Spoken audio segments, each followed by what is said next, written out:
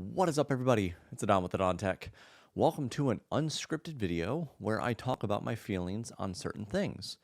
I love to bounce between different ideas of how to film videos and different ways of filming videos. So today, I wanted to talk about my build experience with the Corsair 4000D case. I'll be throwing in B-roll footage if I have any, if it fits somewhere. Granted, a lot of the B-roll footage is probably in 1080, so you're probably going to still see me while I'm doing that recording or while I'm showing that B-roll footage. There's going to be a lot of errors and mistakes and weird cuts and yada yada, but if you want to see raw, real footage, welcome to the spot. So a lot of times when I build computers, I try to use the same sort of cases so I know what to expect with that build. Comes with the quality, the avenues, the best way to do wire management, what components fit where, how well they fit, and how big of a pain it is if you need to take things out to offer a repair. When it comes to cases, I have 2 or 3 general brands that I will stick with, being Corsair, Fantex, and NZXT/Fractal are both kind of on the same wave for me. And a lot of times, whether or not a case is good for me to use or to recommend is based on one simple thing. Would I buy this case and build in it again? I've got plenty of those that I would say no to because they're very difficult to build in. The quality is bad. The cable runs are terrible. The cables they provide you for the front I/O aren't long enough to go in specific spots. They don't have proper cutouts on the board, metal plate, and myriads of other things that make it, yeah, you don't want to build with this. I'm looking at you, Rosewill. I've built with the really cheap Rosewill cases and the really expensive Rosewill cases. Don't buy a Rosewill case, okay? But anyway, I digress. That's not what this video is about right now. This video, I'm talking about my build experience with the 4000D. How long has it been? Am I through the intro yet? I have no idea. So the Corsair 4000D case is a case that I bought myself with my own money for my own build that is featured somewhere else when I'm talking about my Twitch stream upgrade.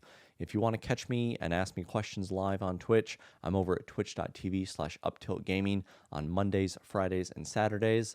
We're playing games, we're hanging out, we're talking tech.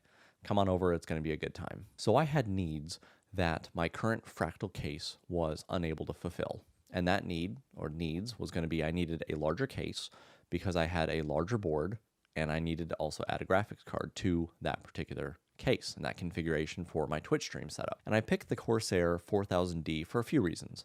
One was the price. Normally, I don't shop only based on price. Weird flex, I know. But high price doesn't mean good product. But Corsair, usually with their prices, are justified. But this one was an amazing deal. I bought it on Newegg for $80 and there's a $30 mail-in rebate. $50 is what the case came down to. That's amazingly, insanely good of a price for this case. The quality of the case is what you'd expect. What is really missing between the 4000D, the 5000D, the IQ series, and all these different things are going to be different, useless features that you don't really need. I think what's showing up behind me in this little corner here with the white fans is the Corsair 5000D IQ case. This case was a much bigger replacement than the case I was using previously for my editing computer that was the one that was mounted on the wall, and it was a $200 case. Is there a $150 worth it difference between those two cases? I wouldn't think so, but I get more lights and I can configure this a little bit more because it's going to be on camera and I wanted it to be a little bit better. The 4000D is going to sit underneath the desk. No RGB lights, no special fans, not even a lot of fans are necessary, so it doesn't need to be flashy. It does have a tempered glass side, which is nice. Now, I didn't have any struggles or any problems with mounting the all-in-one cooler, which is a big deal with some other cases. I didn't have any issues with the placement of the fan that they included. I guess fans, actually, because we had one in the front and one in the back. I didn't have any issues with the cutouts, with all that stuff, where the grommets were at. All that is very par for the course for Corsair. If you're building your first computer, your 500th computer, I would recommend that case because it's not going to let you down. The metal doesn't bend when you're trying to position the motherboard inside of it. You don't have any issues lining up the I/O shield in the back, and you don't have any problems trying to run the cables from the front for the I/O, which includes, I guess, a USB-C, USB 3.0, audio, microphone jack, and the power buttons with any lights. There was no issues with the way that those are already pre-run, and they run them in a way that gets them out of the way, so there's less that you have to do on the actual build. Similar to the 5000D case, though, if you wanted to load this sucker up with fans, you're going to have problems. My 5000D case that has a whopping 10 fans. That's a lot of fans in a particular case. And these are all RGB fans. So they have the fan lead for the power, and then they have the RGB lead so I can change the color. So you're talking about 20 stupid cables that you have to run. That's really annoying. And this case was not built for that many fans, the 5000D. So the 4000D doesn't have the same configuration of being able to do the fans on the side, I'm pretty sure. Maybe it does. I didn't really look into it. Yay.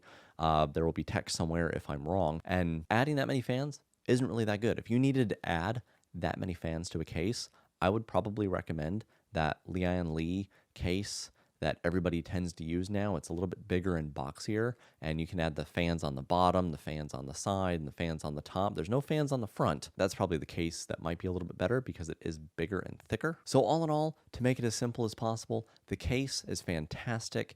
It offers all the room for everything that I need. I would definitely recommend picking up this case, especially if you can, for $50. It's a mid tower case. It can fit a full ATX board inside of it, on top of any other configuration you need to do.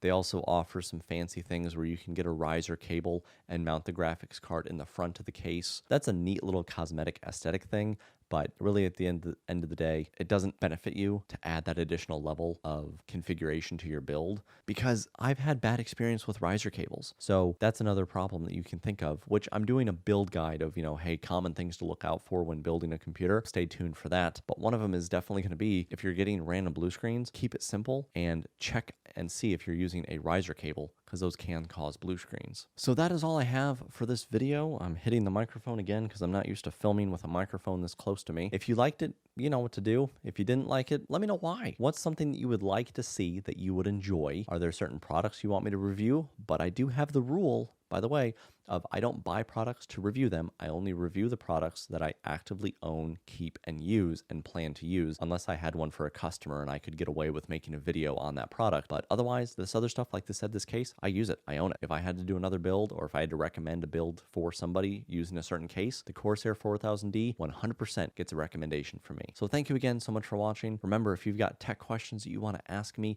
and get immediate responses, go ahead and find me on Twitch at twitch.tv/uptiltgaming, where I'm there every Monday, Friday, and Saturday, open to any tech questions. I've been the Don. This has been the Don Tech. I'll see you in the next one. And remember, the Don's got your back.